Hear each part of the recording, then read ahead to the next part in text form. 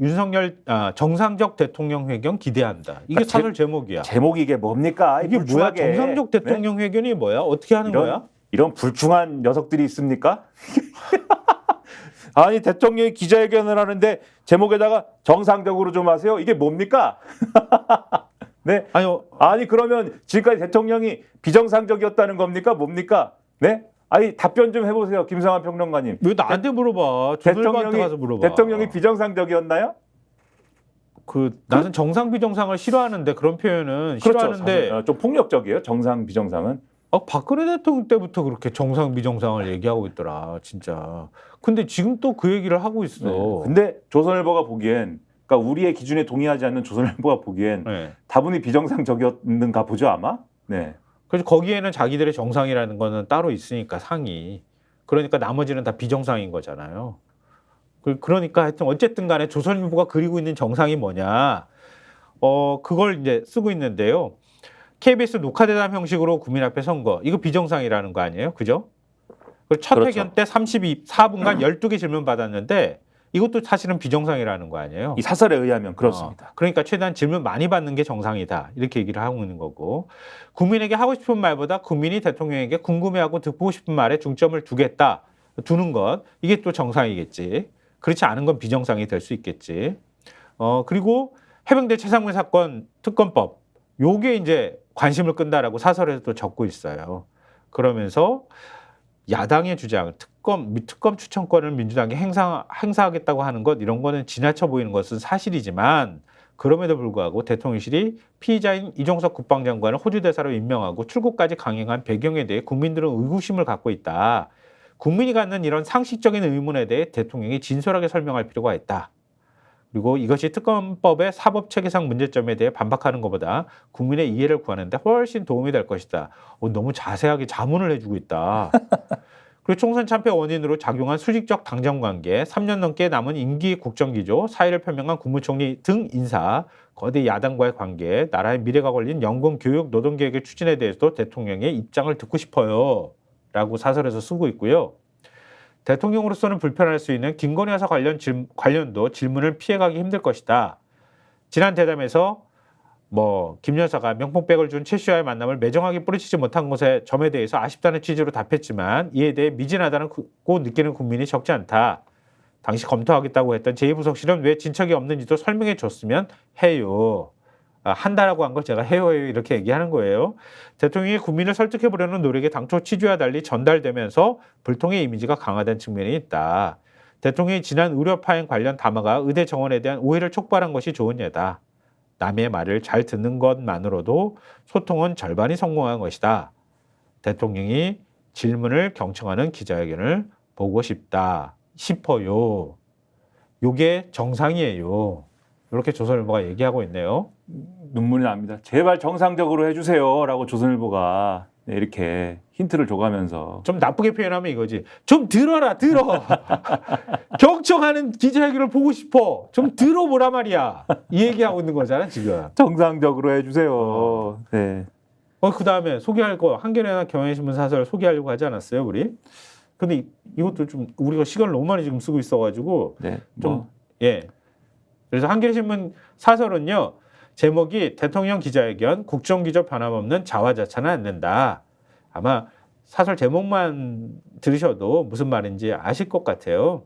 맨날 우리도 하는 얘기죠 그러니까 지난번 100일 기자회견 당시에도 50여 분 기자회견하면서 초반 20분을 그간 국정성과를 홍보하는 데 다 썼다. 이번 기자회견도 그런 식이 돼서는 국민들의 실망감만 더하게 될 것이다.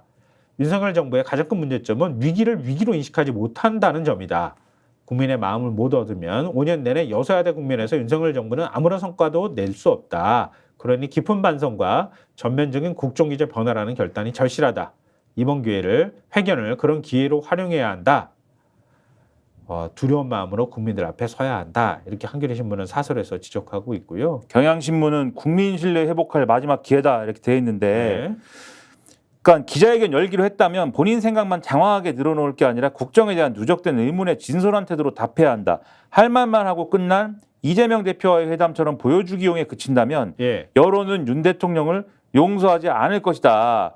이렇게 지적을 하고 있고 지금 국민이 회견을 통해 듣고 싶은 현안이 한두 가지가 아니다. 예. 당장 최상병 이 사건에 대한 특검법 문제부터 소상히 답해야 되는데 법리적 절차적 문제 들어서 거부 논리만 주장하기에는 민심이 심상치 않은 상황이다. 그래서 무리수를 예를 들면 이종석 전 장관 초주대사로 출국시킨 무리수는 무엇 때문에 뒀는지 등등에 대해서 설명해야 되고 그 과정에 정부와 대통령 본인의 과오가 있었다면은 머리 숙여 사과를 해야 된다. 이렇게 지적하고 있고 그치. 김건희 여사의 비정상적인 상황 다 해명해야 된다. 그 외에도 협치를 어떻게 할 건지 수직적 당정관계 어떻게 할 것인지 의정 갈등에서 어떻게 할 건지 고물가 고금리 극복하기 위한 민생 대책 감세 정책 전환 여부 국민이 절실하게 해법을 듣고 싶어하는 현안이 부지기수다. 그런데 이 모든 질문은 윤석열 정부가 그간 회피해 온 거 아니냐.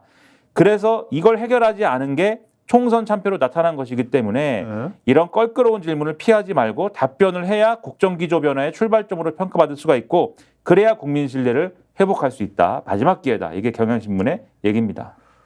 뭐 조선일보 경향 한겨레도 역시 마찬가지로 굉장히 중요하니 정말 이렇게 해라 저렇게 해라 이렇게 얘기를 했는데 오래간만에 조선일보 김대중 칼럼은 좀 생각이 다른 것 같아요. 보수 대통령으로 당당했으면 이렇게 얘기했어. 지금 당당할 때야? 당당하게 네 보수 대통령으로서 당당하게 하라는 거 아니야? 당당하게. 네, 당당해야 된다. 뭘 당당하게 하라는 건지 앞부분은 다 뭐 이상한 얘기니까요. 생략하고 이렇게 쓰고 있어요. 중간쯤인데요. 윤 대통령은 보수 정권의 대통령이다. 사람들은 일단 대통령이 됐으면 국민의 대통령이지 어느 한쪽의 대통령이 아니라고 주장한다. 아마도 윤 대통령 자신도 당선된 뒤 모두의 대통령으로 행세하려고 협치 운운했었다. 그러나 그것은 어디까지나 희망사항일 뿐이었다. 좌파가 그를 협치의 상대로 받아준 적도 없다. 이러면서 그러면서 이제 주문을 해요. 이번 기자회견 또 어떤 태도를 보여야 되는지. 야당과 좌파의 공세에 대해 이런저런 구실과 핑계를 대며 무엇을 설명하고 해명하고 이해를 구하는 듯한 언행을 하지 않았으면 한다. 보수 대표로 보수가 부끄럽지 않게 당당했으면 한다. 예를 들어 그는 해병대 사건 특조위 문제에 대해 무슨 설명을 한다는데 부디 구차하게 들리지 않았으면 한다. 문제가 있다고 판단되면 더 이상 해명에 매달리지 않고 전공법으로 맞서 받을 것 받았으면 한다. 그러니까 그게 뭐야? 뭘 받으라는 거야? 그러니까 분명히 시작은 당당한 대통령이 되세요. 그리고 시작을 해서 네. 뭔가 윤석열 대통령을 우쭈쭈 해주는 것처럼 막 갔는데 네. 야 윤석열 당당하게 말이야. 당당한 태도로 특검을 받아. 이렇게 갑자기 뒤에서 특검을 당당하게 한번 받아봐. 갑자기 이렇게 된 거예요, 지금 얘기가. 그래서 읽다가 저는 뭐야 갑자기. 뭐 네. 좌파요 엄청나게 하다가 갑자기 막 너는 당당해야 돼. 협치 그런 거 필요 없어. 당당하라고. 이렇게 하다가 당당하게 협치 그런 건 거부서 차버리고 특검 그거 시원하게 받아버려. 왜 갑자기 이렇게 당당하게 받아버려. 구차하게 설명하지 마.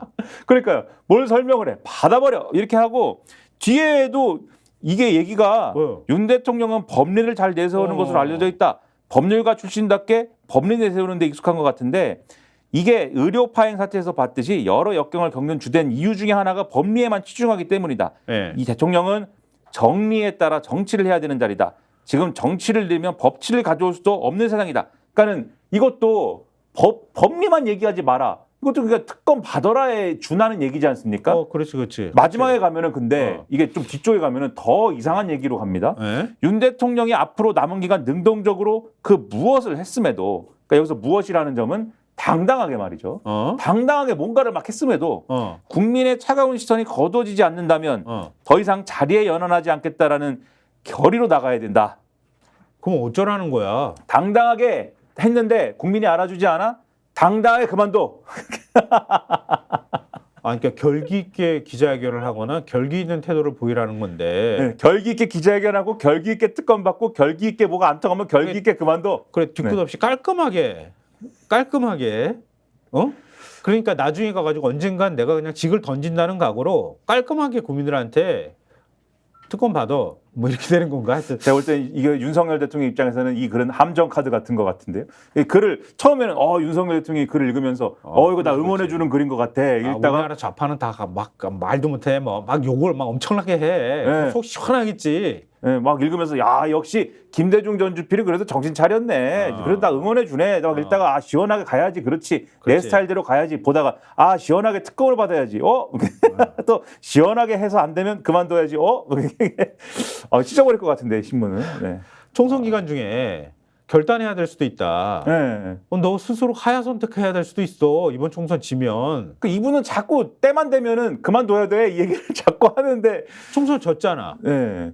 졌는데 이번에 기자회견 제대로 못하면은 또 결단해야 될 수도 있어. 이렇게 얘기하는 건가?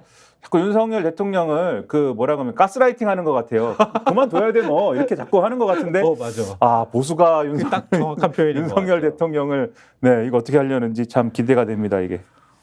얘기하다 보니까 조선일보 얘기 너무 많이 듣는다고 짜증내시는 분들도 있을 것 같은데. 근데 그렇죠. 네. 네. 근데 재밌어서 재밌는 거 하나 그 다음에 조선일보를 보면서 보수의 전략과 분위기와 여론을 파악할 수 있다라는 어떤 그러한 점. 네. 상대를 알아야 내가 이기든가 말든가 그렇죠. 하는 거 아닙니까? 나를 알고 남을 알면 100번 싸워 100번 지지 않는다 이런 말도 있습니다. 네, 맞습니다. 스픽스는 말하는 언론입니다. 대세는 유튜브, 그중에서 스픽스. 좋아요, 댓글, 구독, 알림 설정. 여러분이 저희를 사랑해 주시고 우리가 여러분을 사랑하는 4가지 방법입니다.